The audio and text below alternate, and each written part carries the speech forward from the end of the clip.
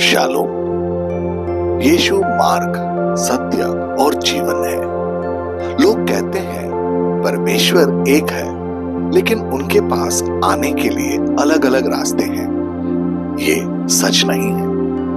यीशु ने स्वयं जीवन मृत्यु के मॉडल को सकेत और व्यापक मार्ग के रूप में व्यक्त किया। एक मार्ग जीवन की ओर ले जाता है और दूसरा मार्ग विनाश की ओर। इसे मत्ती रचित सुसमाचार उसका 7वां अध्याय उसके 4 पद में देखा जा सकता है। सकेत मार्ग यीशु मसीह में व्यक्त किया गया है जब उन्होंने कहा, मैं मार्ग और सत्य और जीवन हूं। इसे यूहन्ना रचित सुसमाचार उसका 4 अध्याय उसके 6 पद में देखा जा सकता है।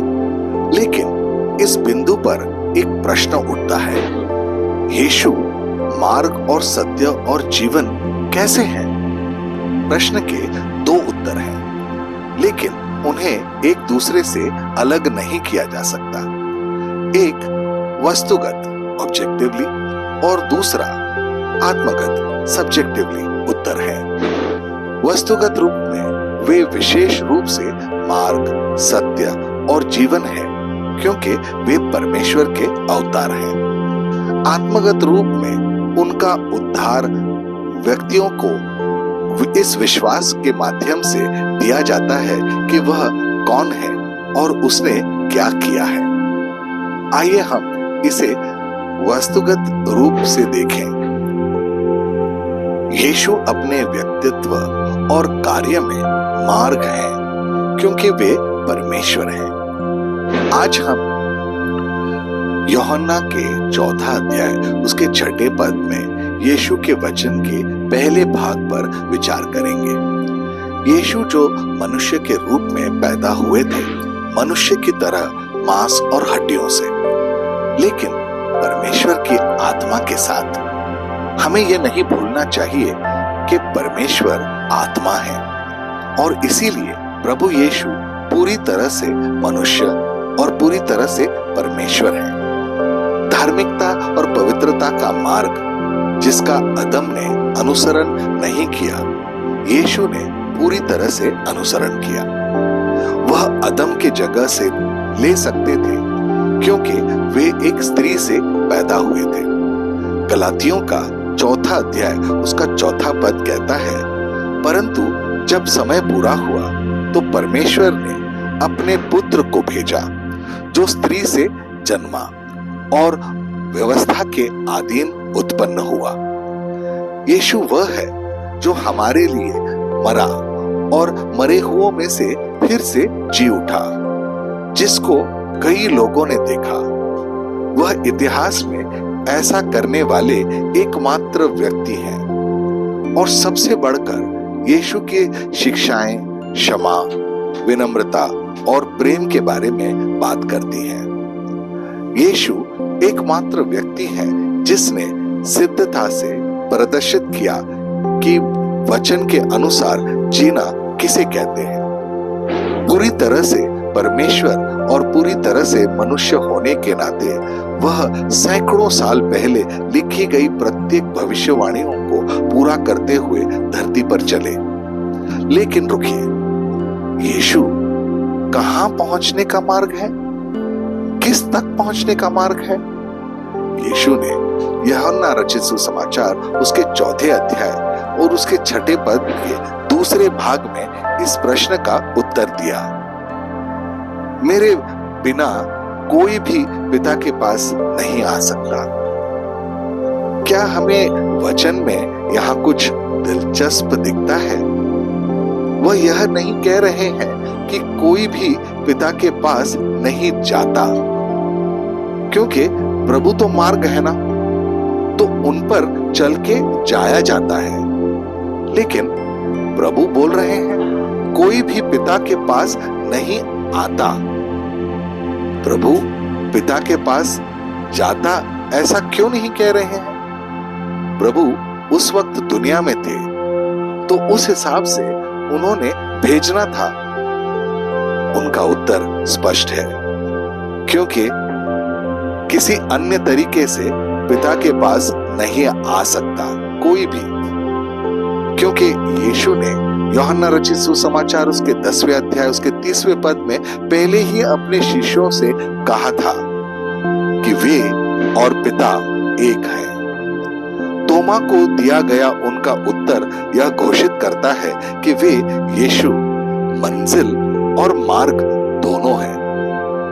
यीशु स्वयं को परमेश्वर तक पहुंचने का मार्ग के रूप में प्रस्तुत करते हैं, जिसका अर्थ है कि जो लोग उन पर विश्वास करते हैं उनके पास यीशु के माध्यम से परमेश्वर तक पहुंचने का मार्ग है।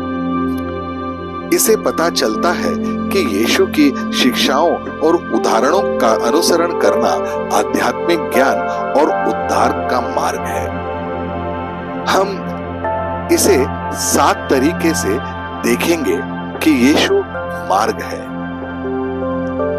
पहला, परमेश्वर के पास जाने का एकमात्र मार्ग। उसे बताया गया है मत्ती रचित सुसमाचार उसका 7वां अध्याय उसके 4 पद में, क्योंकि सकेत है वो फाटक और सकरा है वो मार्ग जो जीवन को पहुंचता है, और थोड़े हैं जो उसे पाते हैं। यूहन्ना रचित सुसमाचार उसका 10वां अध्याय उसका पहला पद कहता है, मैं तुमसे सच सच कहता हूं कि जो कोई द्वार से भेड़शाला में प्रवेश नहीं करता परंतु और किसी और से चढ़ जाता है वो चोर और डाकू है। यूहन्ना रचित सुसमाचार उसका 10वां अध्याय उसका 7वां पद कहता है, तब यीशु ने उनसे फिर कहा, मैं तुमसे सच सच कहता हूं कि भेड़ों का द्वार मैं हूं। यूहन्ना रचित सुसमाचार उसका 10वां अध्याय उसका 9वां पद कहता है, द्वार मैं हूं। यदि कोई मेरे द्वारा भीतर प्रवेश करे तो उद्धार पाएगा और भीतर बाहर आ जाया करेगा और चारा पाएगा। दूसरा, बचने का मार्ग। पहले करंथियों का 10वां अध्याय उसका 13वां पद, तुम किसी ऐसी परीक्षा में ना पड़े जो मनुष्य के सहन से बाहर है, और परमेश्वर सच्चा है, वह तुम्हें सामर्थ से परीक्षा में ना पड़ने देगा, वरन परीक्षा के साथ निकास भी करेगा कि तुम सह सको। तीसरा, पवित्र आत्मा में जाने का मार्ग। इब्रानी का 10वां अध्याय उसका 19 से लेके 23 पद तक पढ़ेंगे।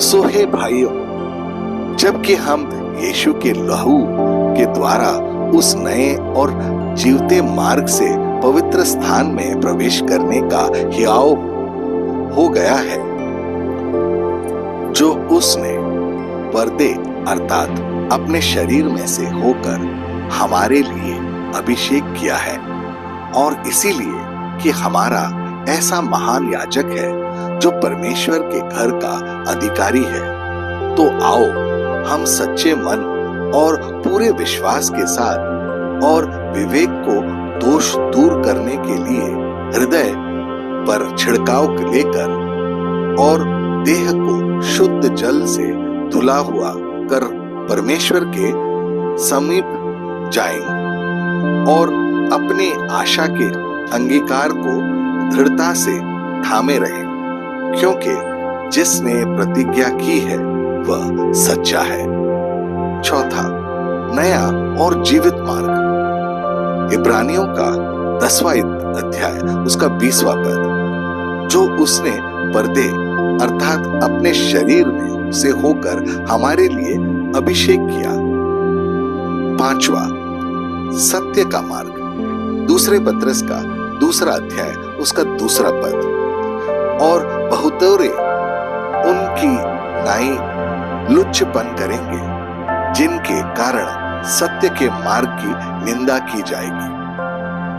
छठा, सही मार्ग। दूसरे पत्रस का 2वां अध्याय उसका 15वें पद में लिखा है, वे सीधे मार्ग को छोड़कर भटक गए हैं और बाओर के पुत्र बिलाम के मार्ग पर हो लिए हैं, जिसने अधर्म की मजदूरी को प्रिय जाना। 7वां, धार्मिकता का मार्ग, दूसरे पत्रस का दूसरा अध्याय उसका 21वां पद। क्योंकि धर्म के मार्ग में न जानना ही उनके लिए इससे भला होता कि उसे जानकर उस पवित्र आज्ञा से फिर जाते जो उन्हें सौंपी गई थी। उन पर यह कहावत ठीक बैठती है। आइए प्रार्थना करें। प्रिय प्रभु यीशु, मुझे जीने का तरीका दिखाने के लिए धन्यवाद। वह जीवन जीने के लिए धन्यवाद जो मैं नहीं जी सका, और वह मृत्यु मरने के लिए धन्यवाद जिसका मैं हकदार था। आपका वचन कहता है यशाया के 30वें अध्याय उसके 21वें पद में, और जब कभी तुम दाहिने व बाएं ओर मुड़ने लगो, तब तुम्हारे पीछे से यह वचन तुम्हारे कानों में पड़ेगा, मार्ग यही है, इसी पर चलो। मुझे उस मार्ग पर चलाने में मदद करें जो आपने अपने वचन के माध्यम से दिखाया है। जैसे कि आपके भजनकार ने भजन 119 उसके 105 में कहा है, तेरा वचन मेरे पांव के लिए दीपक और मेरे मार्ग के लिए उजाला है। यह सब सही है क्योंकि आप में अनंत जीवन है। बहुत समय तक मैं यह सोचने की सोच रहा था कि आपको जानता हूं, लेकिन मैं गलत था। प्रभु, इस दुनिया के प्रमुख तथा कथित ईसाई धर्मों में आपके बारे में जो प्रचार किया जाता है और बाइबल में आपके बारे में जो उल्लेख किया गया है वह अलग है। जब तक आपने मुझे नहीं सिखाया तब तक मुझे नहीं पता था। प्रभु यीशु, मैं अभी उद्धार के बारे में कई सिद्धांतों से गुमराह हुआ हूं। अब मुझे एहसास हुआ है कि आपके बिना मुझे उद्धार नहीं मिल सकता, और इसीलिए मैं अपने जीवन में सभी पापों के लिए पश्चाताप करता हूं, मन फिराता हूं। मैं आपको अपने जीवन के उद्धारकर्ता के रूप में स्वीकार करता हूं। यीशु, मेरी मदद करें और मुझे आपके माध्यम से धार्मिकता के मार्ग पर मार्गदर्शन करें। क्रूस और उस पर आपके महान कार्य के लिए धन्यवाद। आपके पुनरुत्थान के लिए धन्यवाद। मैं आपको महिमा देता हूं और आज और हमेशा के लिए आपकी स्तुति गाता हूं। यीशु, आपके अद्भुत नाम में मैं ये प्रार्थना करता हूं। आमीन और आमीन।